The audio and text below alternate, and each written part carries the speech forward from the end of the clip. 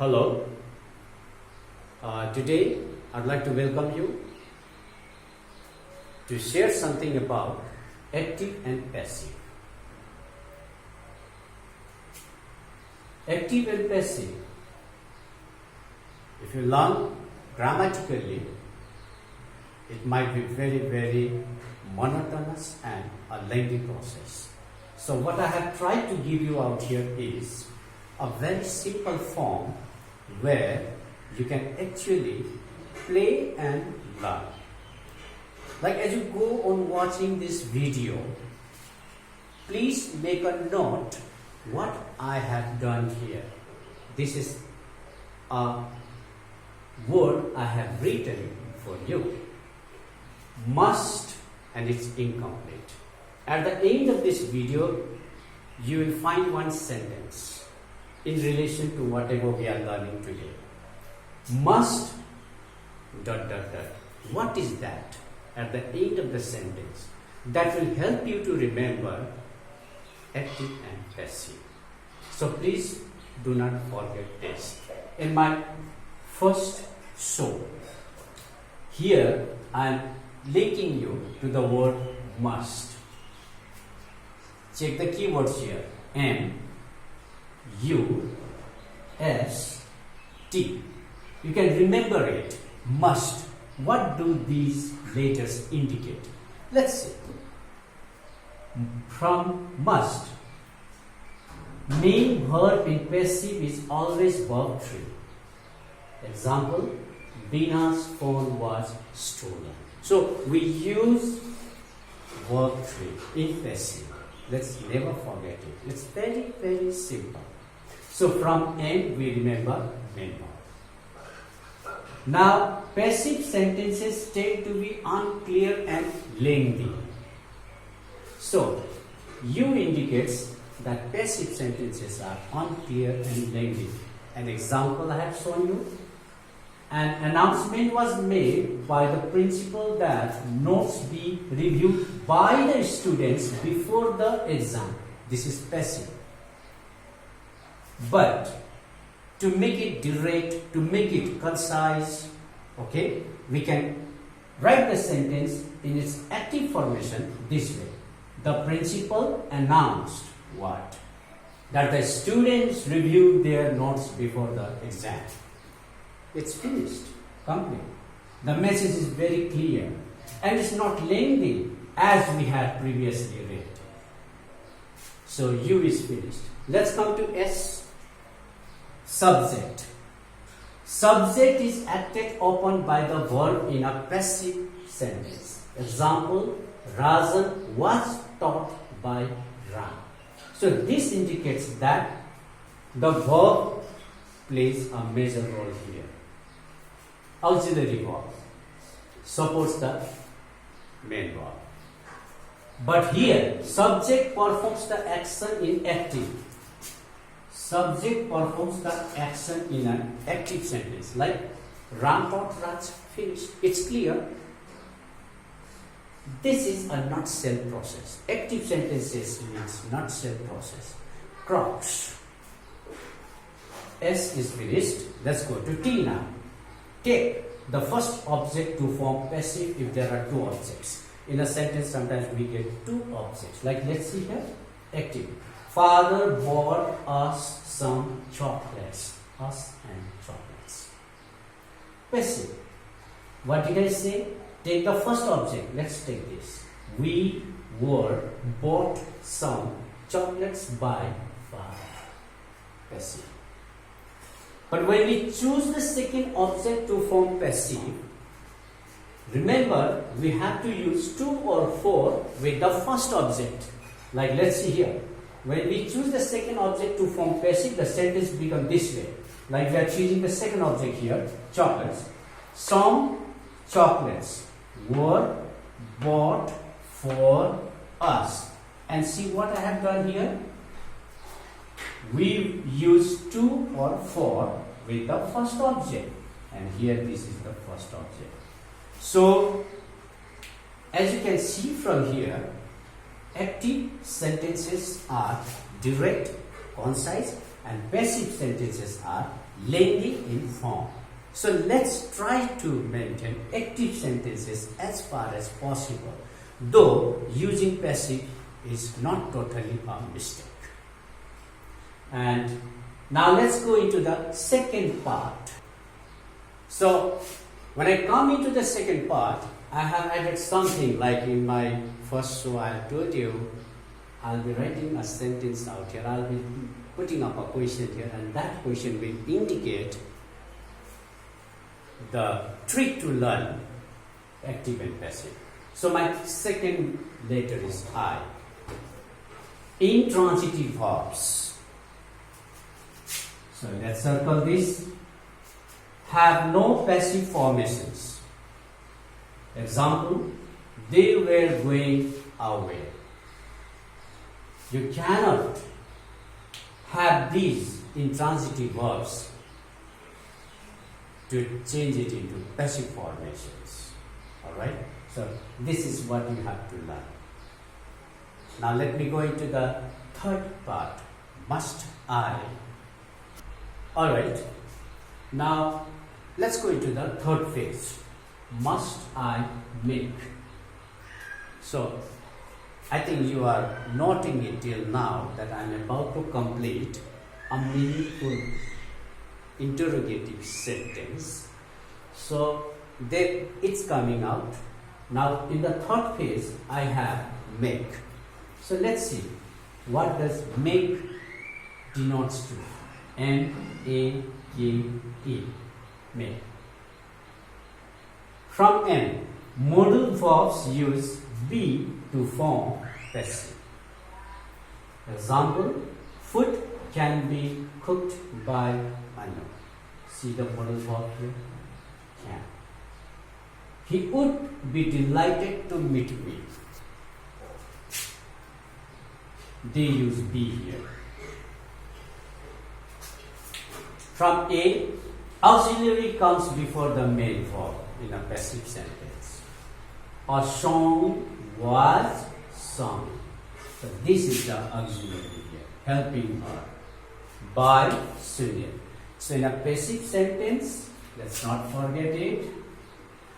In a passive sentence, auxiliary verbs, they always come before the main verb. This is the main verb. K, kindly, please, these are the words of request, and in an adverb form. Okay? So let's see, kindly as an adverb. You are requested to shut the door. Somebody says shut the door. You are requested to shut the door. That's how we change. Let's use these. 8 tenses from E. 8 tenses are used in the passive. We have 12, but we use 8. What are they? Simple present, present continuous, present perfect. Simple past, past continuous, past perfect. Simple future and future perfect. Like, it's very, very easy to remember. 3, 3, 3 dash. Again, 3, 3, 3 dash. Again, 3 dash, 3 dash. So, it means verb 3 is applied in a passive sentence. I already said it in my first class. Verb 3 is applied in a passive sentence. And this means simple present, verb 3. Present continuous, verb 3. Present perfect, verb 3. Present perfect continuous, no passive formation. So it's a dash. Again, simple past, verb 3. Past continuous, verb 3. Past perfect, verb 3. Past perfect continuous, no verb. Again, simple future, verb 3. And future perfect, verb 3. The rest here. Okay? And here. We do not use those tenses to form passive. So if you can remember this, we can remember make. Must I make? Make what? Now that is another interesting part.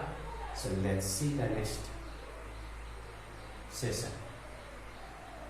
So I was talking to you about completing my interrogative sentence here along with the completion of active and passive. So my next word is bina. Must I make bina? Okay, let it be for a moment. It's not completed yet. While I am talking about bina, so bina is a character here, I can remember very well.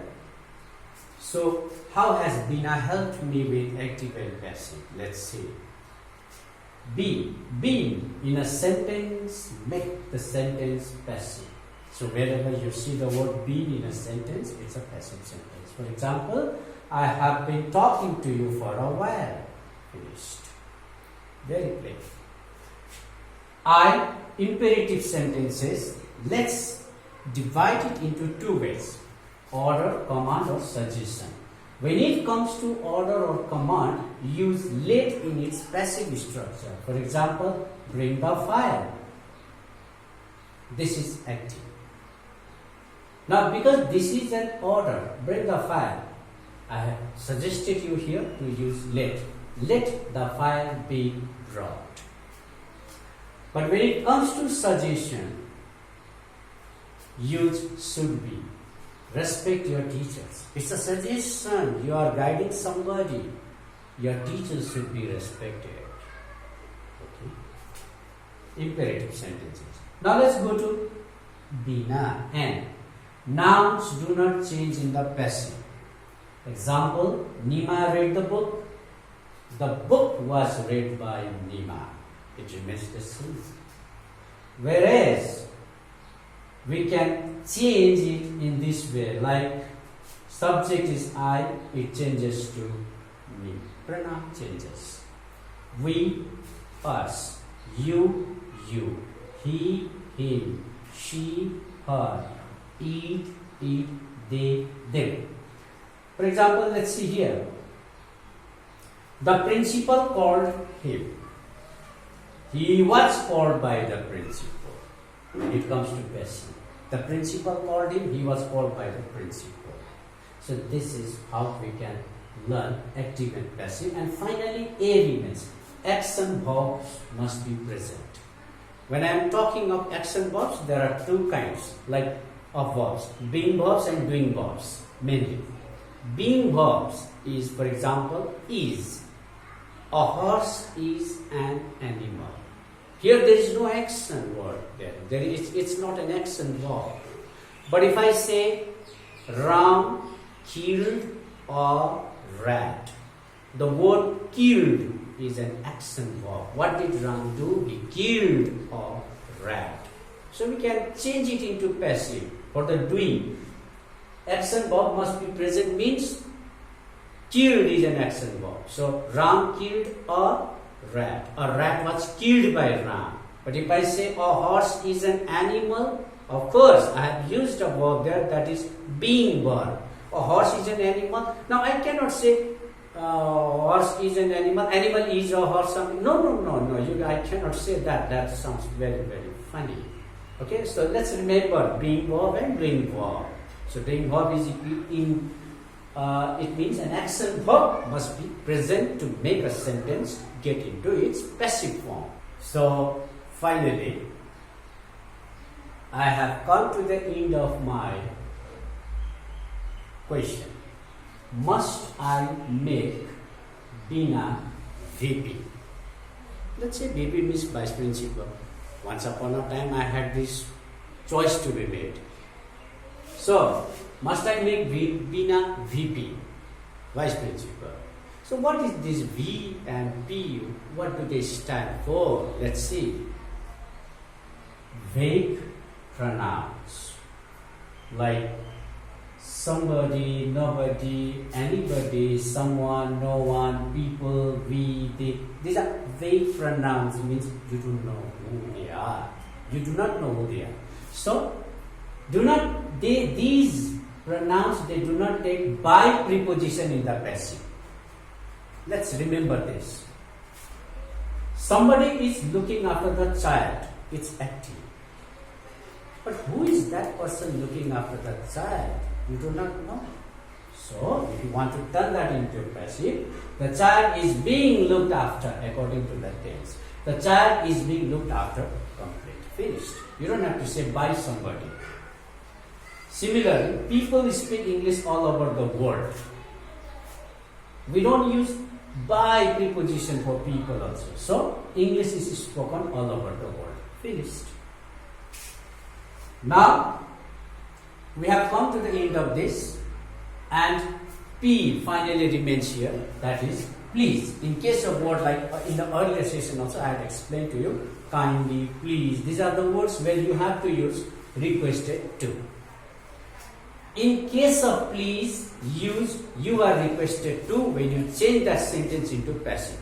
So, please remember this, must I make Bina VP is a trick to learn active and passive sentences. If you can remember this, you will never ever miss turning a sentence into passive or active. And finally, before I close out, let me tell you here, please, let's use requested to. Please subscribe my videos channel. You are requested to subscribe my video channel. Thank you.